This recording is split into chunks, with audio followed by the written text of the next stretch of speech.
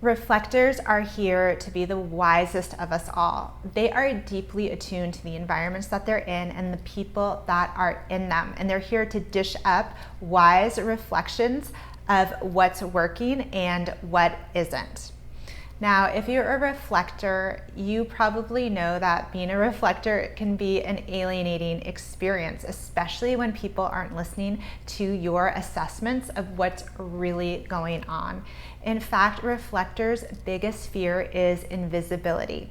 In today's introductory video on reflectors, I'm going to tell you the basics of being a reflector and how you can thrive. Welcome to my channel. My name is Anna and I'm an experienced human design reader. I've been giving human design sessions for about 5 years now, and I've actually never given a session to a reflector. Reflectors only make up 1% of the population, so they are quite rare. And I want to invite my reflector viewers to comment below on your experience as a reflector. We would love to learn from you. Reflectors are quite rare, as I mentioned before, and their experience can feel very alien. And this is because of the 4 major characteristics of being a reflector that I hope you can take away, if anything, from this video, these 4 important points. Number 1, as a reflector, you see things others don't. Number 2, you are sensitive to energies that others aren't, especially in the spaces that you're in. Number 3, you are here to express yourself in a multitude of ways during your lifetime. So it might feel like you have a fluid or chameleon-like identity. And number 4, your energy ebbs and flows over the course of a month.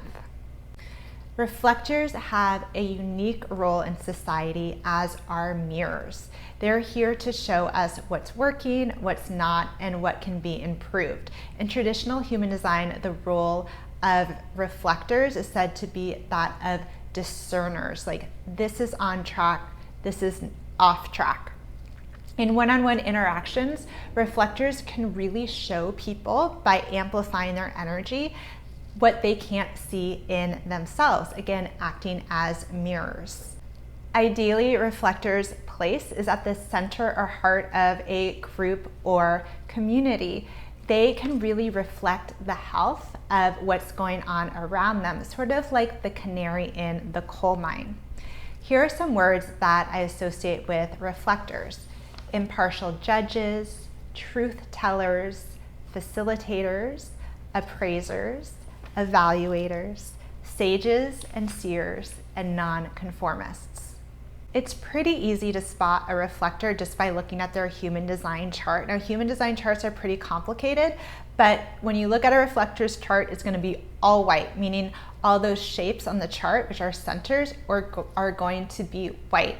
Now, having a white center means that it's open. So reflectors have all 9 centers open, which means that they're open or sensitive to the energies around them, and they're open to the influences of their environment. This is, not only are they sensitive to, or empathic is another word if sensitive has a negative connotation, but they can also amplify the energies around them.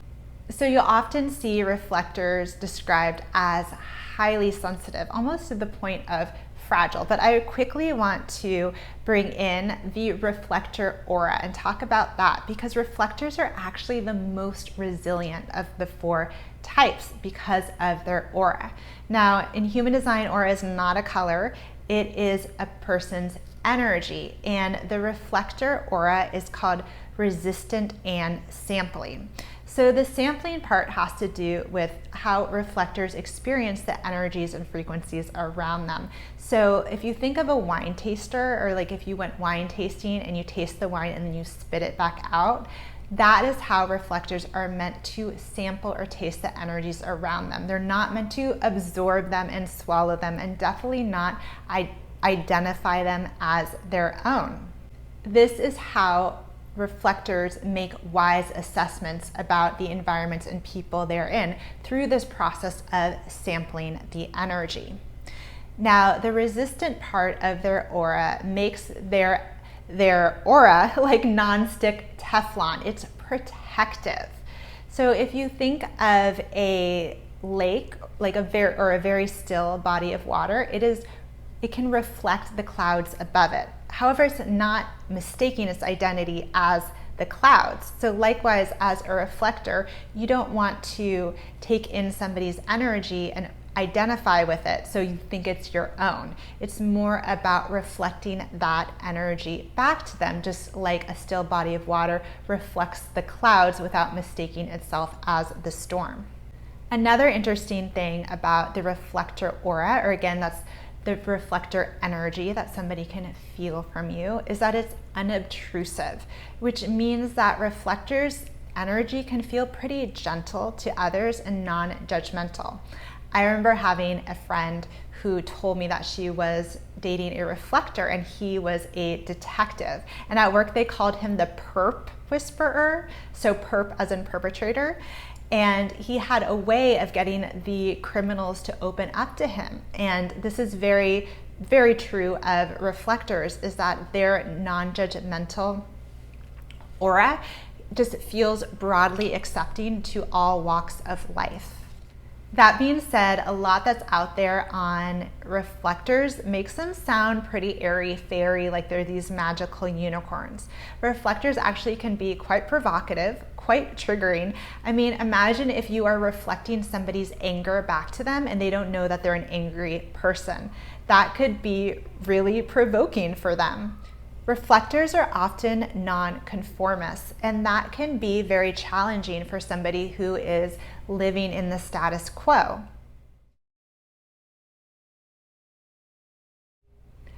Every type in human design has a strategy, and it's meant to help you enter relationships and opportunities correctly so that you experience less resistance in your life. The reflector strategy is to wait a lunar cycle, which means waiting 28 to 30 days before making decisions. I know that sounds really out there, and you don't want to use this strategy for daily decisions like what to eat for dinner. Just eat what you want to eat for dinner. But for decisions that involve getting into a relationship, entering a job opportunity, moving to a different city, collaborating with somebody, you really want to wait until you have a deep sense of clarity, and that is going to take at least 28 to 30 days. The lunar cycle is 28 to 30 days, and reflectors have a special cosmic connection with the moon. Okay, we're getting really out there. Reflectors are considered lunar beings in human design, whereas the other three types are considered solar beings. But if you think of the moon reflects the light of the sun. Likewise, reflectors are reflecting the other solar types. Now, while you are waiting for clarity on a decision, what can be helpful is for you to talk out your decision with different people that you trust, not to ask them for permission, but to use them as sounding boards. It can be helpful to hear the sound of your own voice. It's also really helpful to talk out your decisions in different spaces. Reflectors really need to move around to different spaces that feel good and healthy for them, because it's going to bring out different aspects or different angles of their decision. Know that your perceptions will change and evolve over the course of a month. So really give yourself that time to make a decision. Again, the right decision will feel like a sudden, deep, clear knowing, and sometimes it'll take another lunar cycle to make big decisions. Now, if you're looking to create opportunities or to find love, there are some things that you can do as a reflector. Reflectors, like projectors, are really not here to initiate action. They're not here to go after things. So I would really embrace the projector strategy as well, which is to wait to be invited. So you want to wait for somebody else to initiate you, for example, into a relationship or into a collaboration or into a job. Number two, be sure that the people who are inviting you can recognize you and really see you. And number three, if nobody is inviting you, definitely change your location. Space is really the key to happiness for reflectors. So move locations, or even consider moving to a different city or to a different apartment if no opportunities are coming your way. You might just be in the wrong place with the wrong people.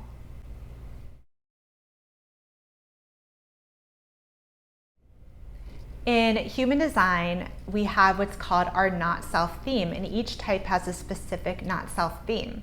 For reflectors, the not self theme is disappointment. So when reflectors are feeling disappointment, that is a sign that they've gone off track from their design. So the first thing to check in with is, have I been following my strategy? Have I been waiting a lunar cycle to enter correct opportunities or commitments or relationships correctly? You might just be rushing your decisions and making incorrect decisions, and that results in disappointment. Also, disappointment can come when reflectors don't feel recognized and aren't included.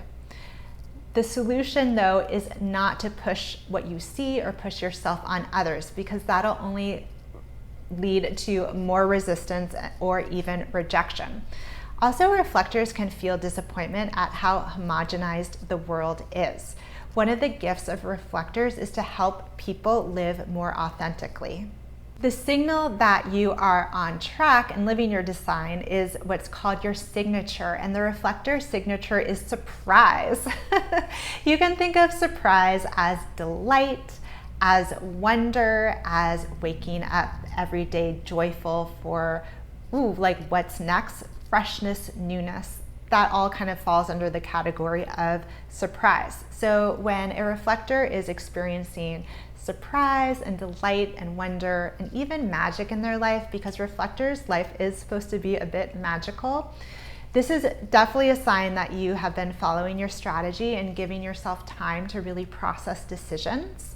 It can also be a sign that you are included to participate, because again, reflectors are here to be the center and the heart of communities. Surprise can also be a sign that you are sampling the energies around you without identifying with them. And it can also be a result of your reflection helping somebody live more authentically.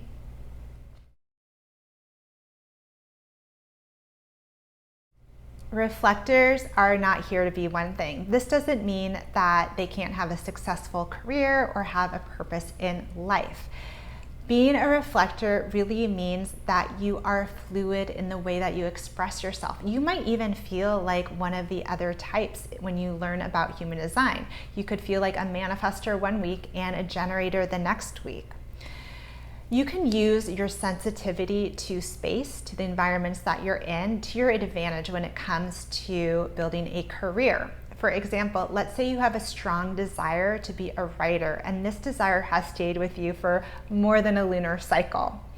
Well, you can plant yourself in spaces where others writers are, because remember, your energy amplifies whatever's around you. So go to a writer's conference or retreat, or go to literary events. You might find that you become the most writerly of writers. One thing that's important for reflectors to keep in mind is that your energy isn't consistent. One week you might be on fire, and the next week you need to rest and retreat.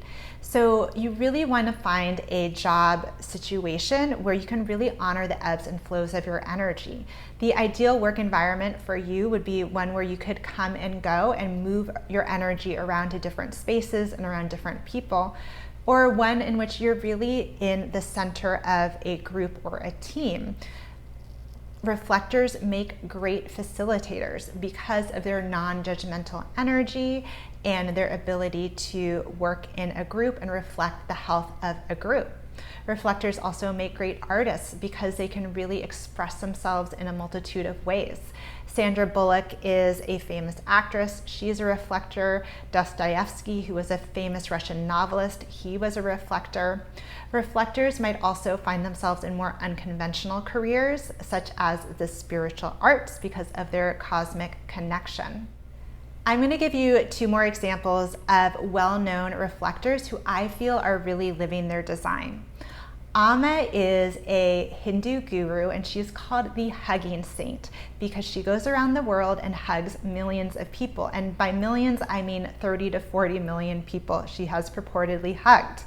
Now, people just weep in her arms. They have all sorts of reactions because her energy is so accepting, so unconditionally loving. Now, for my reflectors who feel disadvantaged by their sensitivity, I want to use Amma as an example of how resilient your aura is. You must have a very resilient, protective energy to hug that many people. Also, reflectors are really attuned to injustices and inequity, and Amma runs a bunch of charities. She's a humanitarian, and she has a really big global impact.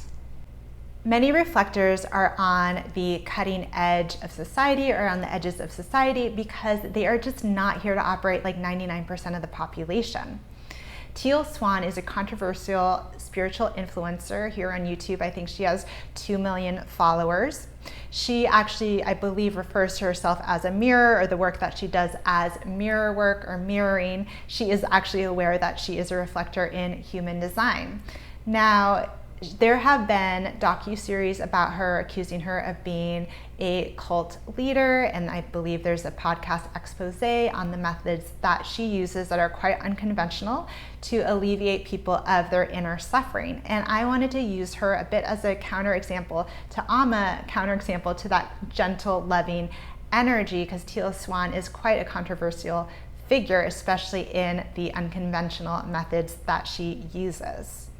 At a high level, reflectors are here to be judges and guardians of humanity. They are here to point out injustices and point the way to a more equitable, harmonious society.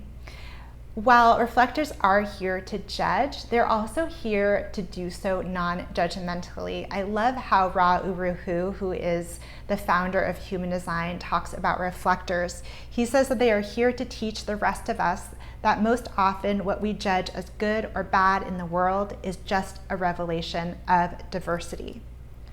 In their highest expression, reflectors are here to live by their own rules, embrace their differences, and live a joyful life of daily wonder.